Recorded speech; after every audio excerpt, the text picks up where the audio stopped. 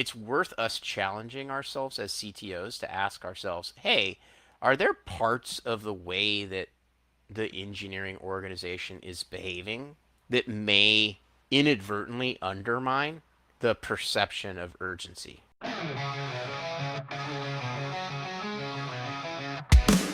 Welcome to CTO Protect me from the where CTOs share the tales and the comments. So from startups to big names, innovations unfold. How many CTOs will share their stories untold?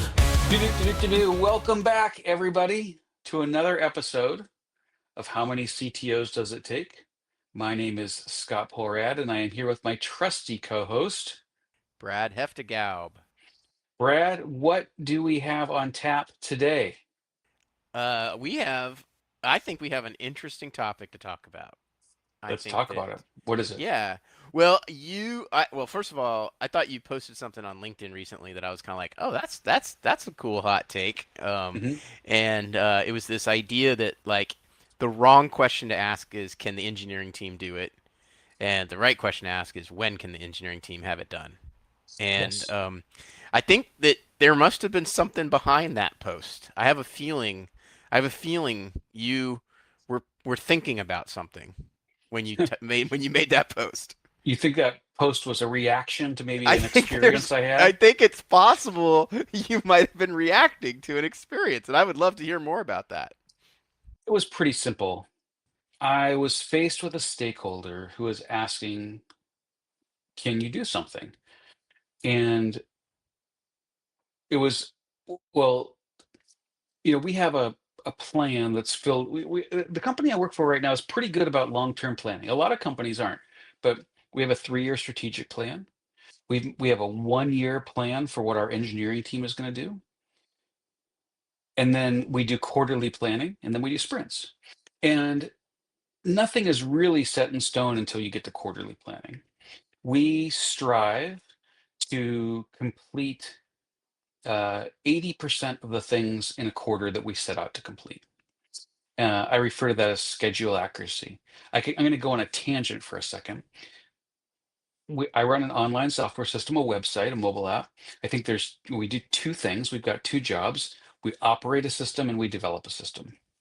And I think the most important KPI that I have yet to find for the performance of the development side of the team is schedule accuracy. And that's because schedule accuracy for to get that right forces the team to do a lot of other things right. You have to understand the requirements. You have to understand how your system works. You have to understand what you're really going to do to change it. You got to break that down into small enough bits that you can estimate it. You got to not write buggy code, otherwise the project you had lined up next, you're going to spend all your time going into that time. So just a lot of stuff has to happen right. I think it's a great metric. You've talked about that in the past, and I agree with you that it's a really good metric. Because it also kind of accounts for sandbagging, right? Like if a team's getting more than 100% of what they estimated done, or they're getting 100% estimated done, they probably were sandbagging a little. Yeah, that's why we aim for 80 to challenge ourselves a little bit. And but to be close enough that the company can rely on you to get things done. Because I have a hypothesis, I have a bunch of hypotheses. One of them is reliability is more valuable than speed. I use an expression all the time. There's no point in going fast if you still show up late. Wait, hold on a second. Hold on a second. Let's Okay, I'll let that say it one again sink more in for a second. slowly. There's no point in going fast if you still show up late. Yeah, If you're zipping around at 100 miles an hour, but you still get to your destination behind when you wanted to get there, what was the point? yeah, Al- that's a good one. I Also, like it. these companies that we all work for depend on us to do the engineering. Nobody else cooks it for the engineering team. And a lot of other teams, well, they're depending on us frequently to make their plans. When should we launch the new thing? When do we need to do the marketing around it? When does support need to get their training around it? When should we account for maybe the revenue in the financial plan? When should the sales team start preparing its materials to go out and doing all these? Everyone's depending on us, right? And my experience is simply it's more valuable to the company to be dependable and deliver so that everybody else can orchestrate, so we can all orchestrate together around what we're doing and get this to market. Than let's say you could get it there a little faster, but those times when you miss and you're not there on time, it really throws a wrench in everybody's gears across your whole company, right? No matter how big your company is. Totally. So I always strive when I come into an engineering team that maybe is not performing as well as it should be. The first place I say is, hey, let's get dependable. If we're going to deliver when we say we're going to deliver. I like to use the expression, if I can hammer something into the shape of a software project, we can get it across the finish line. And then once you do that, I genuinely believe in my heart, I believe that most people are trying to work as hard and take pride as they can. They're try to um, get stuff done as fast as they can. Start showing up on time first, then start trying to figure out how to optimize whatever you're doing to go faster, as opposed to the other way around, which is you might get stuff done, but the times you don't, you really disrupt the rest of the company. So that's why I lean on schedule accuracy. And then once we get to that point where you are delivering, then you start to say, well, what can we do to still be reliable, but be reliable faster? I think that makes a ton of sense, and I think it's worth pausing for a second to kind of let that think sink in, right? Hmm. And part of the reason I think it's important to pause for a second and let that sink in is because of another theme that we've talked a lot about is that for non-technical product stakeholders, Hmm. a lot of what we do is completely mysterious Hmm. and it's like an enigma. And so if it's one thing to be like, well, I don't really understand what it is that you guys do over there in engineering. Hmm. Like, I know I can describe what I want, and then you guys deliver it. Um, and so, if when I describe what I want, you are really unreliable in what you say it's going to take you to do it, Hmm. that just further increases that mystery, which further erodes trust, which is Trust, such trust, a critical thing for you to be building with your stakeholders is trust. trust, trust, trust. Yeah, absolutely. And so to your point, like you're sort of like I think you're starting to hint to this other topic, which is the okay, yeah, sure, you delivered what you said you were going to deliver, and you even delivered it on time with 80% accuracy, but are you sure you couldn't have gone faster? Yeah. Right. And so before we, to your point, like before we start talking about like, are we going as fast as we could be going? It at the minimum, if we don't have a foundation of like, I trust that when you tell me you're going to get something done, Hmm. you're going to get it done. Yeah. Like if we're missing that, well then, like going to your, to your great little adage, what's the point in going faster if you don't get there on time? That's right. Or what's the point in going faster if you didn't get to the right place? Yeah, that's right. It's exactly right. Exactly right. Yeah, everything we do either generates trust or erodes trust. And there are a lot of things, every department in an organization needs its other departments for different reasons, one way or the other, to just trust them. Hey, trust me, I need to do this upgrade, is something I might say. The finance team might say, I don't know, trust me, I need to account. I don't know what, I don't actually don't know what a thing is, but like every department needs Well, it. trust me, we can't afford to have all these employees. We need to cut costs. Yeah, yeah, or yeah, whatever it is. So we all need to have that trust. And to me, the foundation of trust with engineering is, like I said, at least for an online system, do you deliver when you say you're going to deliver? Because on the software development side and on the operational side, is my system up and running? And if it's not up and running, do you respond rapidly? Like to me, those are like the three components of trust. And there's a fourth I would put in there, which is, are you operating within your budget? And like those are all really clear signals that are happening all the time that our stakeholders can use as signals and proxies for like when these people say to trust me about something, like they want to go upgrade the flux capacitor and I don't understand why they want to do it, and it has no impact on our business, supposedly, our business as we can measure it, I need to trust them. So, okay, so this comes all the way back to the when. Now, don't ask us if, ask us when. So we have a fairly good planning, but we have a year's worth of, at any given time, we have a year's worth of work mapped out, right? And then we lock a quarter in, and of course we lock in sprints. And so a particular stakeholder this week was asking me, can you guys do this? And kind of pressuring, can you do it? Can you do it? And it was kind of a squirmy conversation. And then it was like, well, yeah, Was this, by the way, just for context, was this something that was getting essentially added into the roadmap that was completely unconsidered? At the during the yearly planning process, the quarterly planning process, whatever that might be. yeah, How hot off the presses was yeah, this it idea? was. It was a thing that's come up. And there, those happen from time to time. And so they're asking if we can do it.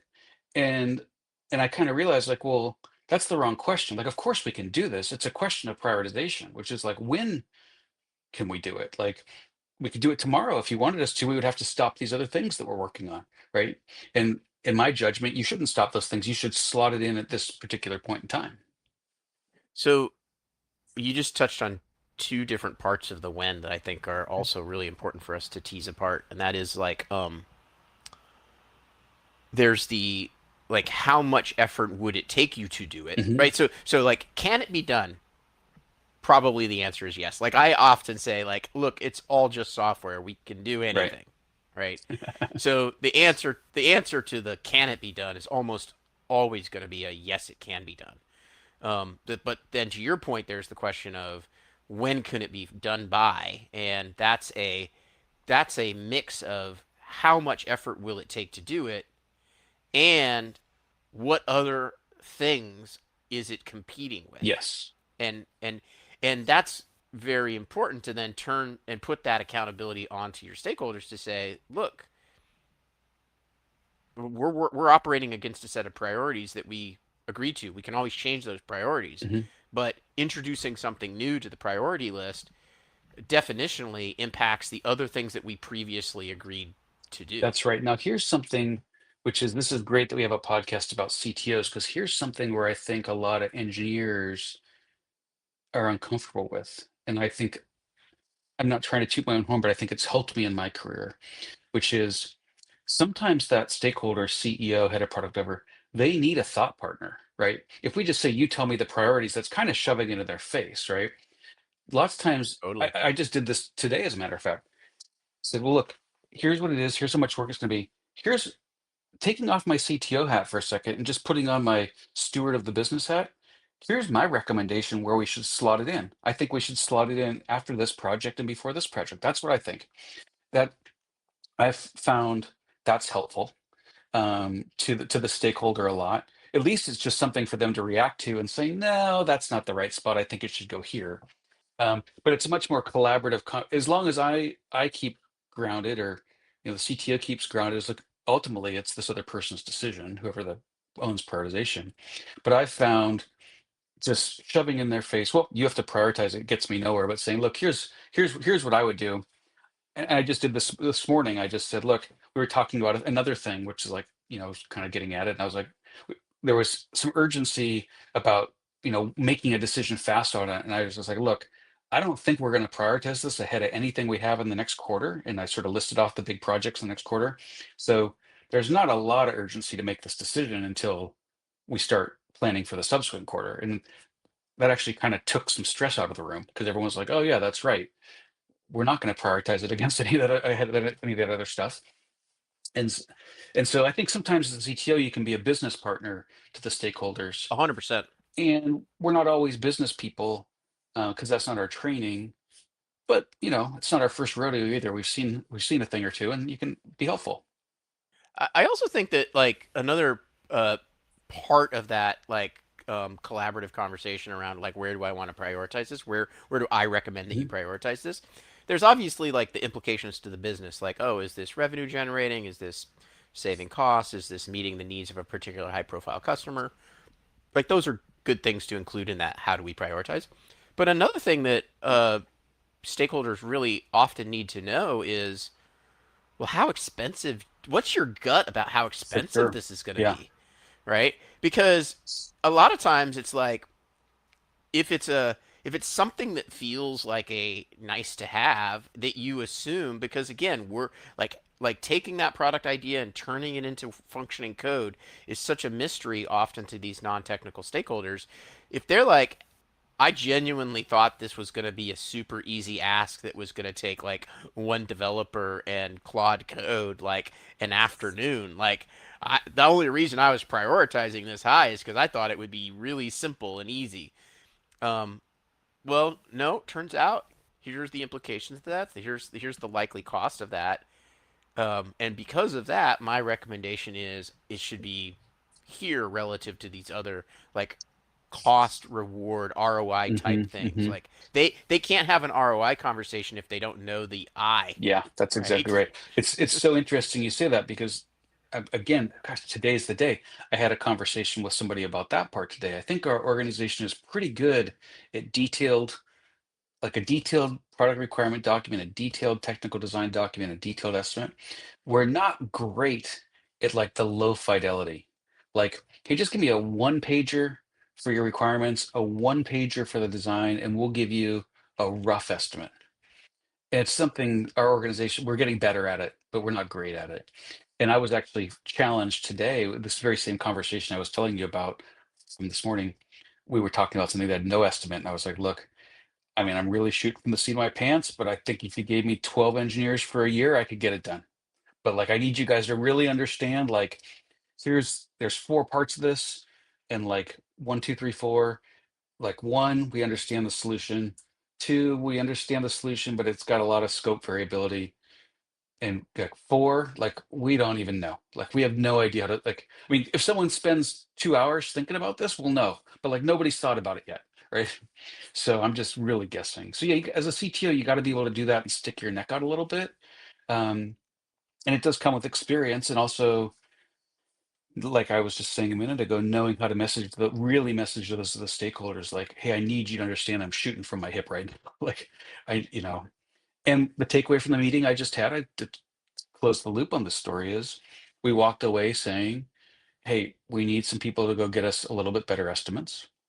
We want to run an experiment to understand the impact of one of the changes that we might make. Um, and we want to do a little bit better financial modeling of what we think the costs and benefits are.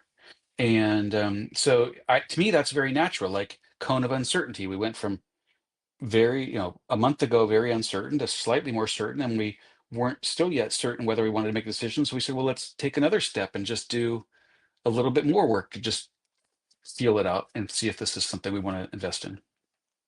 By the way, at the risk of getting too self-helpy woo-woo Yeah. or something, I'll acknowledge that, like, decades ago, reading The Seven Habits of Highly Effective People from Stephen Covey, Hmm. one of the things that really struck me was that whole notion of the four quadrants, Hmm. right? Of, you know, urgent, not urgent, important, not important. And it feels to me like there's this interesting thing that happened in your story there where somebody came to the table with this is important and urgent, Hmm. right? Like we need to solve this now. And in the Covey model, it's like, okay, that's the quadrant you want to manage things. You want to manage things that are in that quadrant. And then things that are in the important, not urgent quadrant, that's where you really want to focus your time. That's the place you get the most leverage. And what you did, it sounds like in your story, what you did was you actually took somebody who was kind of reacting in an urgent, important way, and you were able to like collaborate on it in a way that you shifted it into the not urgent, important zone. And that's I have. where you're able to kind of go like, hey, is it really urgent right now? Do we have time to do this right? Do Hmm. we have time to focus on it appropriately? And if you're able to do that that's like a really powerful technique to help turn down chaos Yeah. and turn up quality and focus. Well, thank you. I'll take that as a compliment. But I have a question for you. I Yeah. have the word urgency is a trigger word for me. So in that 2 by 2, urgent and important, versus each other, the quadrants, what does urgency mean? Yeah. Does it mean time sensitive? Yeah, I think it means time sensitive. In Covey's language, he uses that to mean time sensitive. Okay, so important and time sensitive. Yeah, that. If it's important and sensitive, that means it's like it's kind of like you know, it's like a firefighting thing that's Mhm. real firefight, Yeah.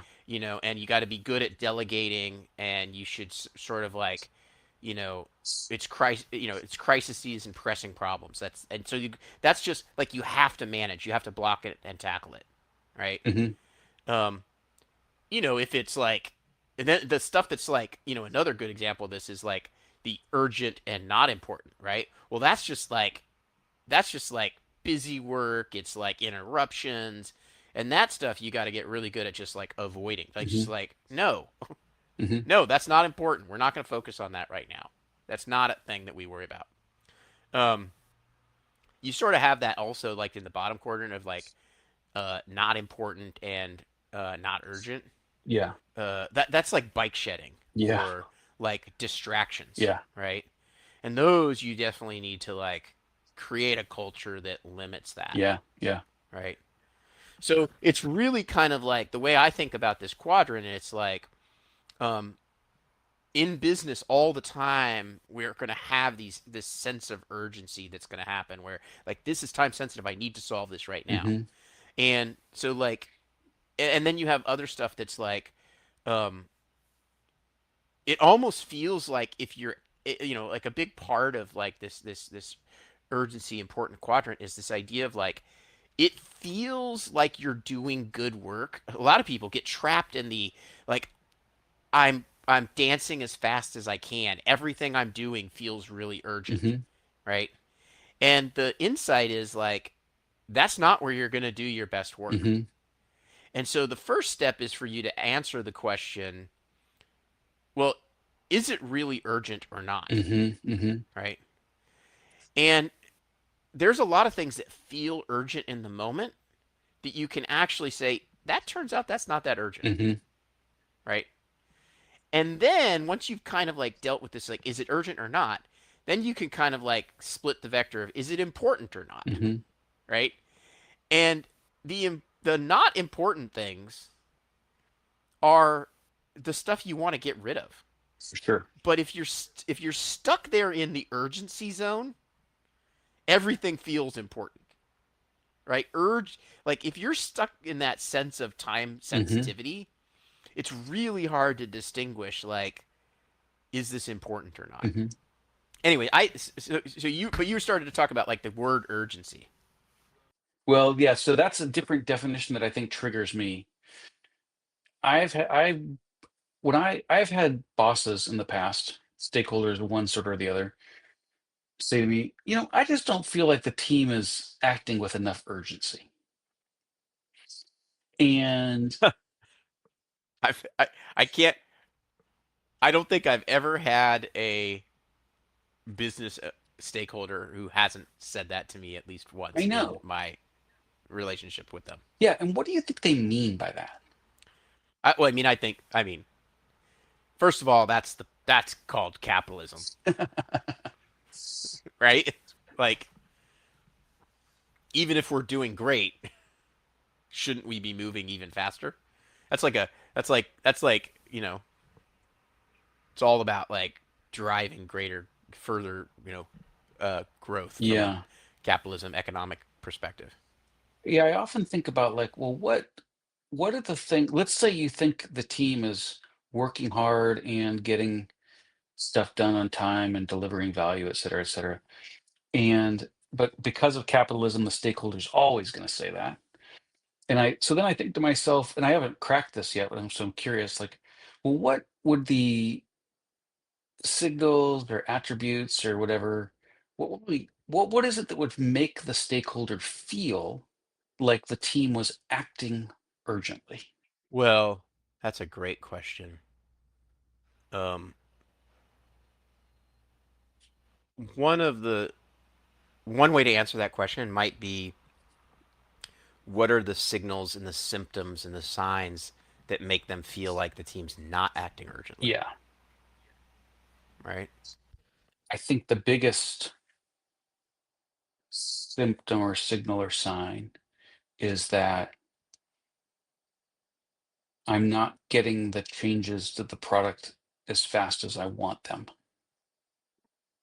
Do you think that that speaks to that whole mystery, the enigma of like, what is it you guys are doing over there anyway? In part, I think there's another piece to it, and this is a little philosophical. So on my street, across the street, somebody is building a new house. They tore down what was there, they're building a new house. And I think the world, or at least the world I live in, generally speaking, understands a house takes roughly somewhere between 9 and 18 months to get built.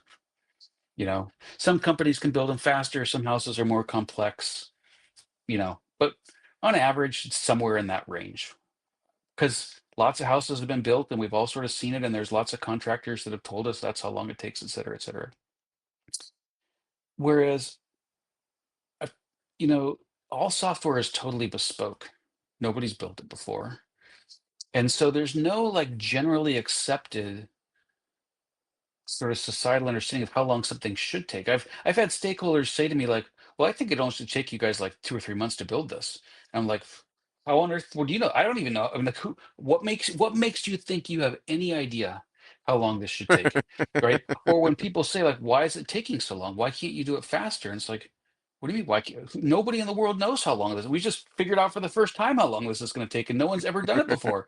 So I think there's this big piece of like, as a culture, as an industry, nobody has any sort of common understanding of what things take. And then I think I think there's a few things that really mess that up. I think vendors screw this up. I was watching a vendor presentation recently about the software they wanted us to buy, and they're like showing it to us, and they're like, it's so easy to get this set up, you just run this command line and within 60 seconds you're already up and running.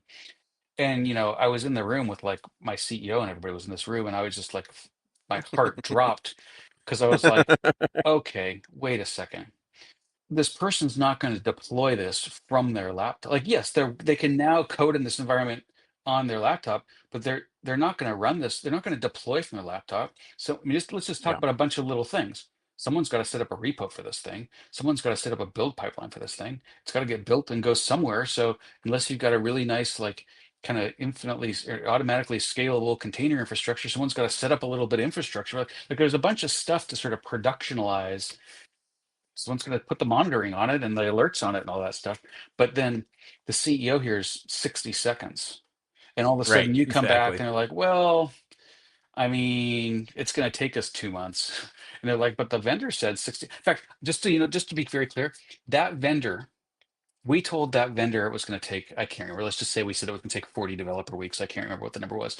The vendor came back and said, well, we think it should only take 12.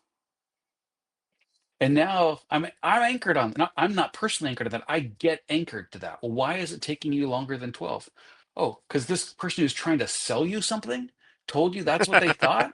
Like, Well, this to me, Scott, is exactly the point that we kind of started with, which is like, it's so important that that the engineering team builds trust with the yeah, stakeholders. for sure. And I can't count the number of times that you've been brought. How many times have you been brought in as a CTO or fractional CTO, and like the mission, the statement is like, "Gosh, I just feel like that the engineering team is underperforming," Hmm. right? And you're like, "Well, okay, that if that's what you're hiring me to figure Hmm. out, then let me tell you what I'm gonna do. Is I'm gonna go look, and I'm gonna look at people, process, and technology, Hmm. and probably." Probably you should just know that it's not going to be one of those things. Hmm. It's probably going to be a pretty healthy mix of all three of those things are impacting. And when we talk about process, it could be that the engineering team has a really great process, but they're not getting good guidance about what to build, Hmm. you know? And so it could be that the reason it takes so long is because product team keeps changing their mind, or the product team doesn't really know what they want, or they, and it could be we have a bunch of engineers that aren't good. Like that could be. And it, Like it could be that. it could be your Um, expectations for what sufficiently fast enough is unrealistic. It could be your appetite for change to the system, updates, new features, whatever, is insatiable, right? And no matter no matter how fast this team was going, you wouldn't be. That's most of my experience. No matter how fast the team is going, it's insatiable. In part, as an industry, we have no agreed upon way to measure productivity. yeah. And Well, and that's, that's why you started out. That's why you started out by saying like I feel like the way to measure this is estimation accuracy, yeah. right? I want to present a slightly different framework from people, process, and technology Sure, that was I'm open. presented to me recently within the last 6 months, and actually by our head of product uh, rolled this out there, and it's actually served us really well. And he basically said, look, our team plus our environment do not equal our ambition, or do not, like, our ambition is greater than what our team and environment can do. So we have some choices here, right? We can lower our ambitions, and ambition can be how much you want to do or how fast you want your business to grow or whatever it is. We can figure out how to create an environment where people can serve those ambitions, or we can adjust the people. And And that environment, just if I can double check on that, that environment is kind of what I would generally lump process and technology into. yeah, but there's other pieces in there too. Like, I'll give you two examples from uh, our environment. One is like our financial profile. So we're in a low margin business. And so as a result, we're not Microsoft with 90% margins. We got low margins. And so the nature of a low margin business is the nature of different than the nature of a high margin business. You can't, you don't, in a high margin business, every customer you add like generates a lot of profit for you. Whereas in a low margin business, you got to add a lot of customers. So that's one piece. We're a privately held company. So that has a different, that's a different dimension to the dynamic, which is our owner has different expectations than, say, a venture capitalist would have. And those affect, if we have venture capital size ambitions in terms of the growth and wanting to take over market, but the way we're funded by the people that own our company fund us in a steady growth type of way, or are willing to fund it in that way. If we say, hey, we want you guys to give us $25 million or $100 million to go do this thing, they'd be like, "Were you nuts? That's not how we operate." So that's part of the environment. Certainly, culture could be part of the environment or part of the team. I'm not sure which one. It's probably more part of the team. I throw it in the environment. But I think there's a lot of different parts of that environment that can shape, what the team and the environment, what they can produce, and does that match what you want it to produce? And that's actually been a useful tool for us to help understand some of the challenges that we have. We have things that are going very well. It's been a good year for us, but we also have challenges, and that's sort of been a useful tool. And I think that actually fits a little bit with this urgency question. Like, we got these big ambitions, and we got things that allow us, that people don't feel like we're moving fast enough, being urgent enough towards those ambitions. One of the things I've come to at least in this world I'm living in right now, my gut is it's 80% environment, 20% people. Like, you could take it. You remember the movie Trading Places with Eddie Murphy and the Right, Duke right. brothers? They substituted out Dan Aykroyd for Billy Ray Valentine, and they changed their behavior. We could get rid of 100% of the people, bring in 100% new people. They're still going to be dealing with environmental challenges. By the way, that's why I put culture into environment because Yeah, that's that's right. it's more. I mean, if you get rid of 100% of the people, you're going to have a different culture. But if you're swapping people out, the culture is persistent. Yeah, that's right. You might get a different culture, but you're still going to have low margins. You're still going to have whoever owns your company. You're still going to have your tech stack that you have to deal with, et cetera. So I'm trying to get my team and both the leadership team I'm a part of and my engineering team and product team to understand what can we do to change our environment. Well, okay, so I first of all, I love this framework that you're Mhm. talking about. I think it's a great framework, and I agree with you that I agree with the person that introduced it to you, your product owner that introduced it to you. It's like, yeah, if you can have a completely, out of sync mismatch between your ambitions and your environment and people, then that's gonna be a problem, Mhm. right? And so, like, you use the examples of the way you guys are structured as a private company versus venture capital. The same types of issues would exist in somebody that's bootstrapping, a business or Yeah. a small business. It's so these differences in environment are super important. I agree with you, but I feel like I want to come back to the question I asked you earlier, which is instead of asking the question, what are the attributes that make you think would make you feel like the team was acting with correct Mhm. urgency? I asked the question, well, what are the signs and symptoms that that they are associating with a lack of urgency? And I feel a little bit like there's it's worth us challenging ourselves as CTOs to ask ourselves, hey, are there parts of the way that the engineering organization is behaving that may inadvertently undermine Mm. the perception of urgency? Yeah. Well, I can say one for sure. We talked about it already. In fact, how we got part of how we got into this conversation. Don't ask me if, ask me when, because given the set of engineers I have, the number of people we have on the team, there's a very that much people have much bigger ideas, many more things they want us to do than we have time to do at any given moment. So, most of the time we're saying, well, we'll stick it in the backlog, right? So we're frequently giving this signal of not inadvertently giving the signal of not doing things for you, right? And might reinforce it kind of as an undercurrent, just reinforce that this team just never can get stuff done. They're always just like, we'll do it later, you know? Well, yeah, totally. So that's a great example where um, it's possible that maybe if you interrogate that dynamic, you might be able to make some adjustments in the way that you talk to each other that might help flip that script and Mm, people feel more heard, yeah, right? that's right.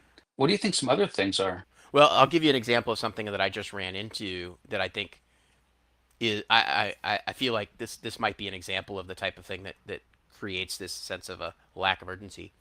Um, so uh, I was doing this evaluation on this organization, and one of the things I noticed in the language that they were using was, "Do I need to get designs for this? Like, do I need to get design involved to do designs for Hmm. this?" And I was talking to the CEO stakeholder, and they were like, "Hey, oh, there's a plan, but do I need designs for this?" And my reaction to that was, "No, this is shovel ready. Like, if you really, really want like a very specific pixel perfect design, right? And you have a specific aesthetic you're looking for, then get design involved. But that's going to add an extra step. That's going to add some cost. But if you're just happy with the idea that like, yeah, have the developer add a button and just move on, then don't overcomplicate Hmm. things. Don't add extra steps that you don't necessarily need, Hmm. right? And I've seen this dynamic happen all the time, right? Like as a development team, we're waiting around for, the Figma, right? Where a lot of times it's like, just add the button, Hmm. right? We already have just add a new button. Just say add a button, you know? So to me, that's a small example where and we maybe we can talk about it in the context of like core values and stuff like this, right? Like if the environment slash culture has created this mechan this dynamic where people feel that they don't want to start working until it's very fleshed out, Hmm. then that I believe sends a signal of kind of like reluctance Hmm. to move, Yeah. reluctance to act, Not a bias for action, a bias for, not a bias yeah. for action. It's a bias for CYA, Yeah. Yeah. So right? like bureaucracy, like, hey, we have to check this with legal. We have to check this, we have to check this with design. We got to check it with the information security team, whatever. It's all stuff that makes people, stakeholders feel like, why aren't you just going for it? Why aren't you just going for it? And I think there's a lot of reasons why that can get created in the environment. Mhm. And I think that so that's an example where if you're seeing that going on, I think there's an opportunity there to sort of like break down some barriers in a way that really would have positive impacts to you, the feelings of your stakeholders of like, wow, they're moving way faster, you know? Well, let me counter that for a second. Maybe the reason that person says, should I go talk to design, is because at some point some engineer didn't talk to design and Oh shipped yeah, and they got something. punished. Yeah, and that punishment isn't always like not a big punishment, not like a you're fired or you're got a demerit or you're getting something in your review. The punishment can just be something like in a meeting, a superior, whether it's the CEO or a VP or someone says like, well, who did that button? That looks terrible, right? Yeah, You 100%. know, That would be devastating punishment, I think, for the average and engineer. and and the engineer might say, well, I did it, I just kind of went for it, and then it's like, well, look, quality is really important here, right? We shouldn't be shipping things without having them go through design. And so there's Boom. it's You by saying that as the leader, mhm. if the CEO said that, quality is really important. We shouldn't like you just inadvertently created an environment where things are going to feel less urgent. Okay, so these are all things where we might make our stakeholders not experience urgency. I kind of interested in the opposite though, which is like, imagine I had a team that was working really hard, and I think I do. How do we convey? I'm going to get some like coaching from you. How do we convey that to our stakeholders? Short of the most effective way, of course, which is a terrible way. Okay. Oh yeah, the team's been working nights and weekends. Yeah, no, that's a bad way. Oh, Here's a quick example. Now, this is admittedly a smaller team, so this technique mhm. worked pretty well in the scale of the team that I was working with. But I have a feeling I'll describe it, and then maybe we could figure out a way to scale it up to a larger thing. But there was like, the question. One of the questions that came from my stakeholders is like, oh well, like, uh, I'll use an example here that's kind of a somewhat made up example, but like, oh well, like, what's what's what's QA doing? Like, what are they doing? Like, tell me, like, am I getting value out Hmm. of that? Right? And I basically kind of I was like, oh, that's really a good point. Like, there's this dashboard, our sprint planning dashboard, where you can clearly see like stuff moving, left to Hmm. right. The development team has got stuff moving left to right, and eventually ends up in done. But we didn't have like a visual place where QA was doing Hmm. something, Hmm. right? So I was like, went to the QA guy and said, hey, let's tweak this board a little bit. So there's like a spot where like you guys do your Yeah, work, you can see it. right? And then I went to the stakeholders and said, you know what? You're going to see what QA is doing because there's this lane there and stuff ends up there, and if it sits there before it's done, they got to get it out of there, right? So you'll definitionally see them doing their work because there's that level of the testing lane, Hmm. the Hmm. verification lane, and you see stuff get in it, and then you see stuff go out of it. And if you go look at any moment in that dashboard, you're gonna see like a little, little RPMs meter that shows that something's happening there. And that was a huge, yeah, it was a huge transformation. It was a great exercise in building trust, and it gave that department, QA department, like this, like a sense of accomplishment, right? Like, oh yeah, you know what? I was working really hard. Now I have a way of showing you that. Okay, as you talked about QA, you gave me a clue of another item that could be one that cuts ourselves, where we cut our nose off to spite our face, but also that we could address. You know, I haven't. When I'm running, right now I'm managing a large team, so I'm not running an engineering team day to day. But when I have done that, I like to see tickets flow across the board, right? I'm a break stuff down small guy, right? That's Yeah, just how I am too. that's I am too. I love yeah, it. it's all my type A stuff. And so because it gives you a really good signal when a ticket is sitting there and it's like, hey, that thing has been in progress for 10 days now. Like what's going on with that guy, right? And so it gives you a really good signal. Okay, so engineering teams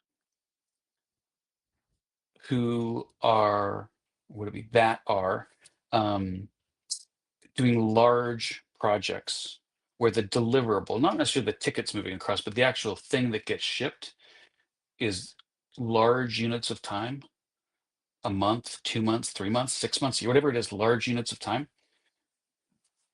Just like, that QA team saw tickets start flying across the board to the outside stakeholder, the CEO or whomever, they just see this one fat ticket sitting on their mental board for an entire quarter. What has your team been doing all quarter?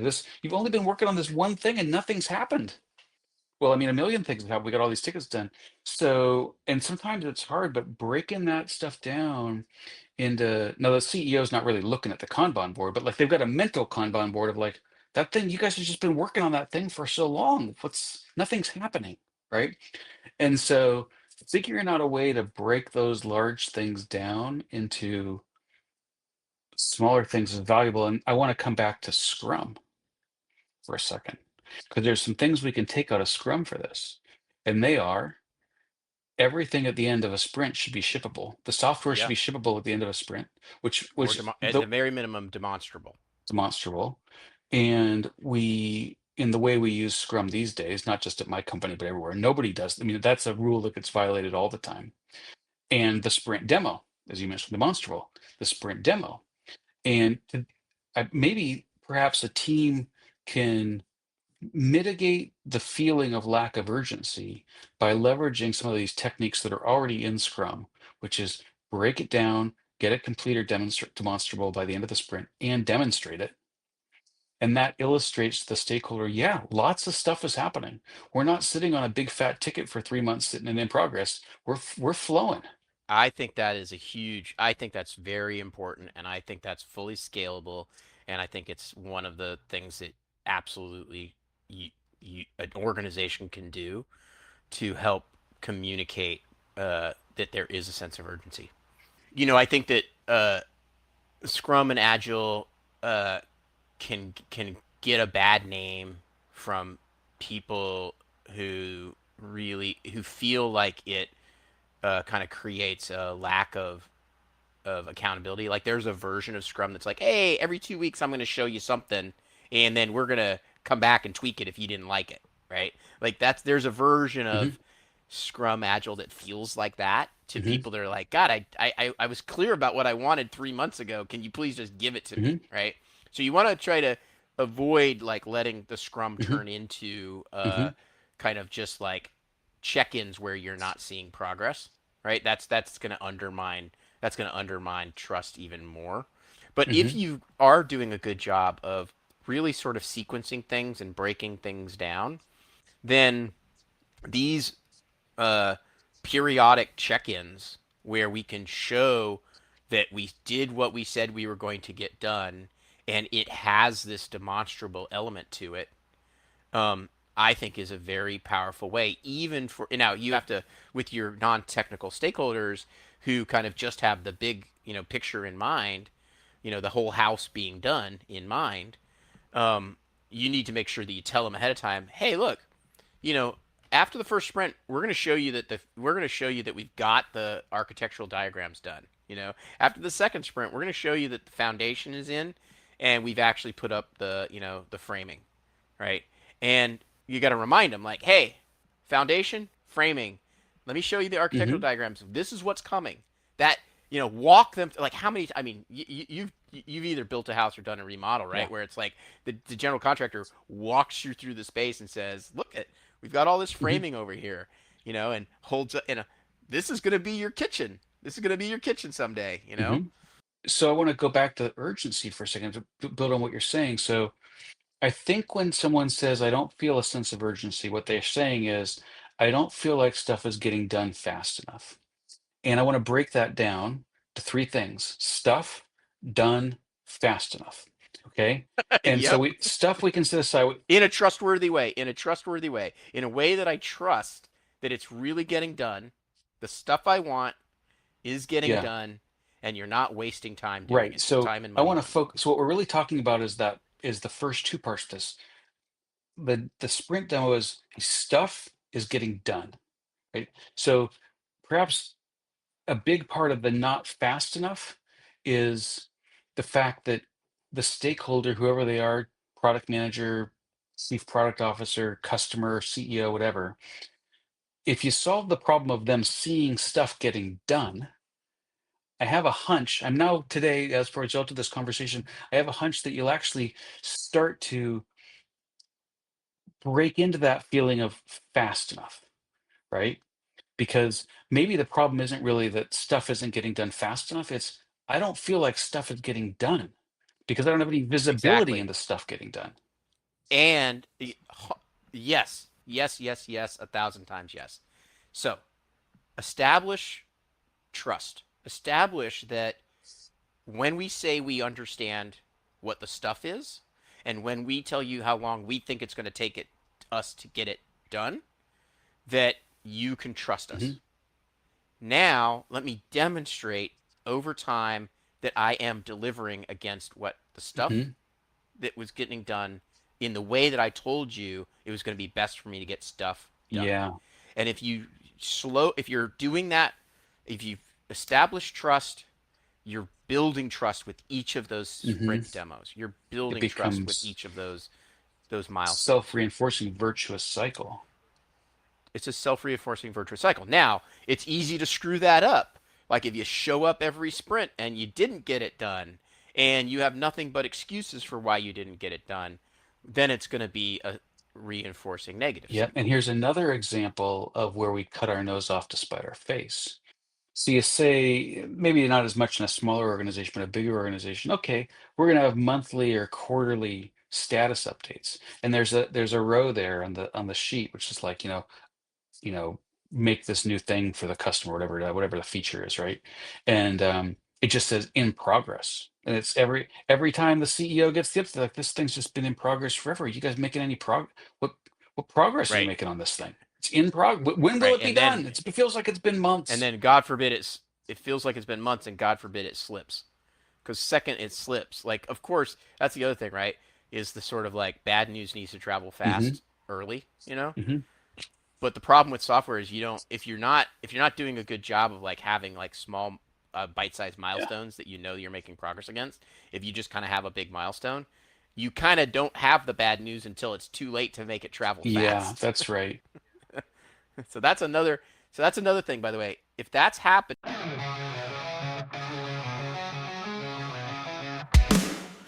to Chill Tech meets the world, where CTOs share the tales and the comments stuff. From startups to big names, innovations unfold. How many CTOs will share their stories untold? How many in your organization, then I think you're sending a signal that is going to be interpreted as the team's not having a sense of urgency. Okay, I want to digress on this for 1 second. I actually want to make one other point, but I want to come back to this for a second. So when we set up a project that's like say 5 months, and then we do monthly status updates with our senior leadership team. Well, we know for 4 of those months we're just going to have them wondering. It's just going to say in progress, and then be like, "Well, what's going on here? We're shooting ourselves in our foot." Okay, and then you just gave me a thought. We do these status updates. Everything starts out at the beginning of whatever time period is on track Right. until it's not on track. Then it becomes at risk, and then it becomes off track, right? And what you made me Right. just think is, huh? I wonder if everything should start out at risk. And you don't get to Yeah. be on track until like you're really confident that this thing is going to land when it's supposed to land. Like Yeah, that's an interesting tick. That's a it's a reframing that might really make a because it's difference. true. I guarantee you. At the beginning of the project, you are at the most at Yeah, risk. You have the least amount completed. You have the most uncertainty. You are definitionally the the most at most at risk. risk. And we usually use at risk for when something starts to go wrong. We kind of want to, that's when we want to let bad news travel fast. Well, we better signal to our stakeholders that it's not quite going right. Let's say it's at risk, right? But what we really want to be doing is narrowing that cone of uncertainty, go from at risk to less risk to less risk to less risk. Maybe we start out at 100%. Maybe we should use a percentage there, and your percentage of risk can get lower as you get closer to the ship date. It should be 0 the day before you ship. Yeah, well, there is that notion of like burn down Mhm. charts. Oh, Those are I a love a technique burn down chart. that happens I'm there. such a burn down chart Um, nerd.